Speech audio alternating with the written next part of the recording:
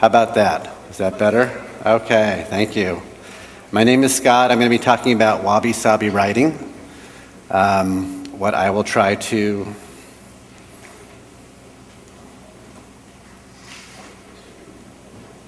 not do is use the remote. What I'm going to talk about are three areas. I'm going to try to define Wabi-Sabi, define a little bit about Agile, which is what I work in and try to use Wabi-Sabi in, and then some suggestions for using some Wabi-Sabi principles that I made up that have worked for me so far.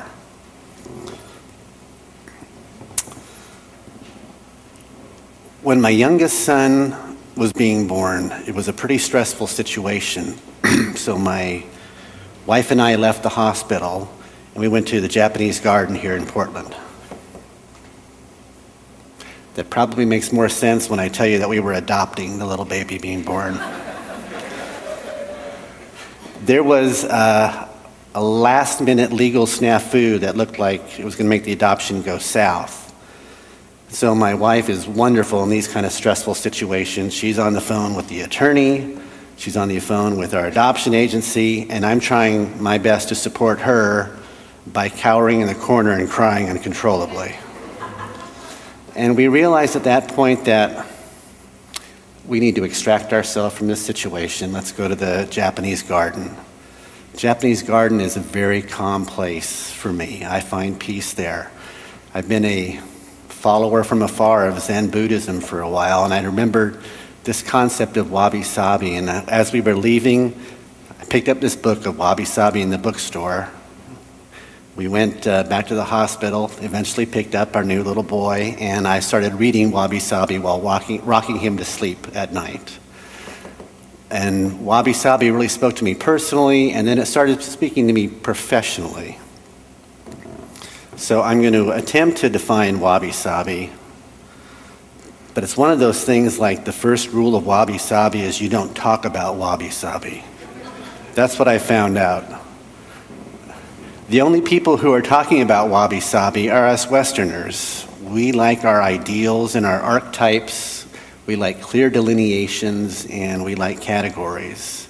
Wabi-Sabi comes from Japanese Zen Buddhism, where there's an appreciation for syntactic ambiguity, which we in the West don't really have. I'm going to try to honor that and not go into a linguistic analysis of the compound word Wabi-Sabi. I'm going to tell you pretty much what most of us Westerners kind of think it means.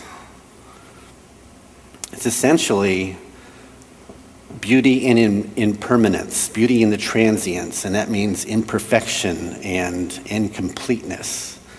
And I don't know about you, but as strict Hellenist, I like perfection and completeness, and I like that in my work. But if I'm honest with myself, I'm trying to think after mumble years of doing this craft, I've never written anything complete or perfect, let alone permanent in software in my life. And so I can reconcile myself to that, or maybe I can start finding beauty in this other way. And that kind of helped me. Aesthetically, Wabi-Sabi kind of embraces rustic. Some people might say primitive art, primitive music. There's simplicity and clarity and lots of asymmetry, which again kind of grates at me because I tend to be a control freak as an information architecture, and that goes against my grain. Let me just take a tangent and say what Wabi-Sabi isn't, because you think of primitive and rustic and you can think, well, it's probably against technology. And that's not what it means for me anyway. I love technology. I work in cloud computing. We build our documentation by polling our Git repository, and there's a change in there. Our server spins up a virtual machine, and we create a document build environment on there. We build our documentation, push it to a new repo into our staging area, and then shut down the instance. It's very elegant. It's very nice. It helps us to be able to just work on content alone. And I'd like to encourage anybody, if you're working in XML, editors, close your ears right now, you can use Schematron to put all your style guide rules into. Editors, okay, you can, if you're using Dita, you can use the QA plugin to do the same and do a QA build on your documentation. Anything you can do to get things going that you can automate really gives you more time for your content and writing better. The second thing that Wabi-Sabi is not complacency. We don't just slap crap together and just call it good because it's primitive art. Wabi-Sabi is against perfection, but it's not against excellence, and so that's where I'm personally trying to go towards. I'm trying to let go of perfection. That's going to be an ongoing issue for me for the rest of my life, and trying for excellence, which is an easier goal. Now I work in Agile. I've been there for many years. If you're not working in an Agile work environment right now, you probably will be in a few years. It's been around a while. And ironically, I probably could have told you more about Agile when I first started than I can now. And that's because Agile's kind of branched out and everybody picks and chooses. It's their own salad bar. And you've got a little bit of Agile here and a little bit of Agile there. But essentially, what it means, I found from one of the signers of the Agile Manifesto, is that you start and look where you are, you make small increments, you adjust and repeat. And those small increments, they are comforting to me as a writer because I know that I don't have to put out perfection. I can go back and revisit if it's important enough. And if it's not important enough, you just go on. Let me tell you how I learned about Agile the easy way was with my daughter and her hair care. My daughter is African American, and when she was little, I was in charge of her hair. Yes, I understand the irony. So I read books, I attended seminars and black hair care sessions at the black student unions in various colleges, and I would go and try my best. And the first few times were disastrous. I half expected a visit from Child Protective Services just based on her hair alone. Later on, I got what I thought was pretty good. And we'd go to the grocery store, and an African-American woman approached us. She came to our cart, she looked at my daughter and smiled. She looked at me and said, "You have such a lovely daughter." And I thought, wow, well, thank you very much. And then came the business card. "If you ever need help with her hair, I want you." So I go home again, try new hair product, new twist, try it again. We go out again. Another woman, "Your daughter is so lovely." Fork it over. Okay, I know the card's coming. Each card is like a JIRA ticket. I know, it's just, okay. Eventually it got to the point where I stopped getting cards. And although my daughter's hair was never perfect or complete, and certainly not permanent because you got to take it out and redo it again, it got to the point where at least she didn't look like her hair was done by an ignorant white man. And that's kind of what Agile is about. Just incremental betterment. So I have 4 suggestions that I try to abide by when I'm writing these days.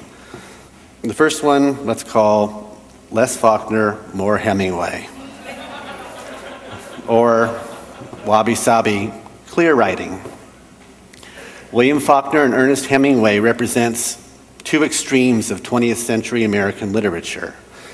William Faulkner, great, lush, long writing. It's great for deep diving into. I mean, you can lose yourself in a passage by Faulkner. Makes for sucky technical documentation, though, because no one wants to deep dive into documentation. People don't even want to read. They want to browse. So a better role model, I think, for me is Ernest Hemingway. Ernest Hemingway, king of the short sentences. He did this. He went here. He caught the marlin. End of story. Horrible as an audiobook, just I want to tell you that. That does not work at all. But great paradigm for technical documentation. Incidentally, if you haven't seen the Hemingway app, this is an awesome little site that you can copy bits of your documentation, put it in there, and they'll grade you. There's a grade 7 on here. You know, I try to write for grade 8. That's like seems to be the sweet spot. It helps with translation, or if your readers don't have English as a first language, it just works in all areas. Now, a friend of mine at work, after I was bragging about this site, decided to put a passage I had written in here. This now former friend came back, and I'm ashamed to admit it, I got a grade of 24. So if my audience was the 0.005% of people who read dissertations for a living, I aced it. But that wasn't what I was trying for. However, because my grade was so high, I did get a free set of steak knives, so that was good. The second suggestion I have is less Coltrane, more Davis, or tranquil writing. This is probably the most woo-woo suggestion. John Coltrane and Miles Davis are kind of totally different seminal jazz styles. They both played in the same band for a while. Coltrane was known for his controlled chaos. He put more notes into a bar than anybody else could. He was known as the sheets of sound. You don't have to read music just to appreciate that. He's taking you for a ride, and you've got to hold on and hope that you don't fall off. It's magnificent music. It's not tranquil. It's not peaceful. Miles Davis, on the other hand, king of the cool, king of the calmness. He is known for his economical restraint in everything that he does, and it's easier to kind of hang on and listen. You can even listen in the background. It's very calming. When readers come to our documentation, I'm sorry to tell you, it's usually a last resort. You know, nobody likes to read documentation. That's the joke that we have, and perhaps rightly so. A lot of documentation is horrible. And so we get people coming to us who have tried every other means. They're stressed out, they're tired, they're under time constraints. What can we do to design something that says, you know what, I'm going to help you out. This is what I'm going to do. Incidentally, I try with every doc that I write, I try to put support out of business. That's my goal. Support people, don't worry. You have nothing to worry about. It is a goal, but I want to say in my documentation, you know what? You don't need to call support. I'm going to help you through this. And there's just different ways that we can design it. If you're designing for the person who has no right, no business doing the job they're in, and I've been that person a lot, bless you. Somehow we have to figure out a way to make it calm, make things clear for people that we're going to get through this together. The third suggestion I call less Versailles, more Ryonji.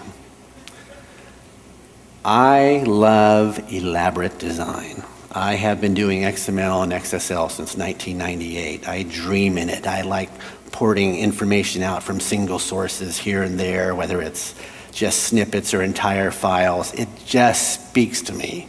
I love creating things like, simple writing. I'm getting ahead of myself. What I tend to design, it's like the Garden of Versailles, if I do say so myself. It's elaborate. It's magnificent. Unfortunately, what my readers tend to need, though, is kind of a simple Zen garden. And I sometimes forget that. This is also called the don't get too cute principle. When I was at Amazon Web Services, we had a new service we introduced that had tendrils into many of the other services. And I was asked to design a way to port information out. And I did something that was completely awesome, a magnificent way to control things, to get things conditionally processed on the build, on the fly and on the build. It was beautiful. Well, it would have been beautiful if it had worked. I mean, it worked for me, but it didn't work for anybody else, and that's because I overanalyzed it, and it was really a piece of crap. I think they held on to it out of pity for me till I left, and they made it a lot more simple. It's a lot better for our readers. I try to keep this suggestion in mind. My last suggestion, in typical Wabi-Sabi spirit, is asymmetrical. It's not parallel with the rest. I couldn't figure out how to say it. And it's probably my most important one. It's a quote I get from my wife. She's a software development engineer. And that is, "Done is beautiful." And I have to remind myself about this because we can't complete anything. You just can't. But you can always get something done. You can get something done, and done is always beautiful. This is part of our incomplete and imperfect writing that Wabi-Sabi is about. My craft, our craft, is a lot like the TV show Chopped. I don't know if you've ever seen that. Contestants get a bag or a box of ingredients. They're chefs, and they have a certain amount of time to make all these ingredients into a meal. We get a feature set and bug release, and you've got to do it 2 weeks, go. Sometimes what you make is pretty good. Sometimes what you create is not palatable. But that's all we have. What you can do is get done. Maybe a better metaphor actually might be another TV show called Sweet Genius, which is actually like Chopped with the added variable that in the middle of while you're making a course, they send out a new ingredient. So I don't know if you've ever been deploying a release and getting something ready and a well-intentioned engineer comes over, "Hey, good news. I was able to get this new feature in. Can you get it written by 4?" You want to try, and you're not going to complete, but you're going to get something in there. And something is always better than nothing. I would encourage you to just embrace the cracks and crevices of your work, because they're there. They're there in all of it. Done is beautiful. That's probably the most important thing. That's going to be my mantra from now on. Be kind to yourself. Be kind to your readers. Just get something out there. Thank you very much.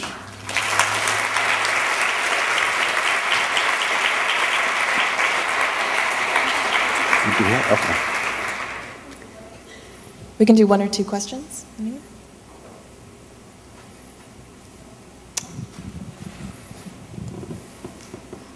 Could you please tell me a little bit more about the QA plugin that you mentioned? For DITA? Sure. That's out for free. It's just like a regular DITA plugin, and it's essentially XSL rules that you can validate against. So you can, count the number of words in a sentence. You can. We use it for. If you've written may instead of might or can, it'll pop up a little validation error and say, no, you can't do that. It's pretty cool. So it's out for free. It's a freebie if you know how to just install a plugin for DITA OT. Yeah. When you're working in Agile, are you sprinting alongside engineering teams, or are you running separate parallel sprints? That's a great question. It depends on the team. Ideally, we are trying to stay 1 sprint behind. So if they're getting something done that you can document, you try to do it at the next sprint. That's the Greek ideal. Wabi-Sabi, there's no way in hell that happens. I mean, there's usually 3 sprints behind maybe, and you're still digging yourself out of the trench towards the end. Thanks, Scott. That's great. Thank you.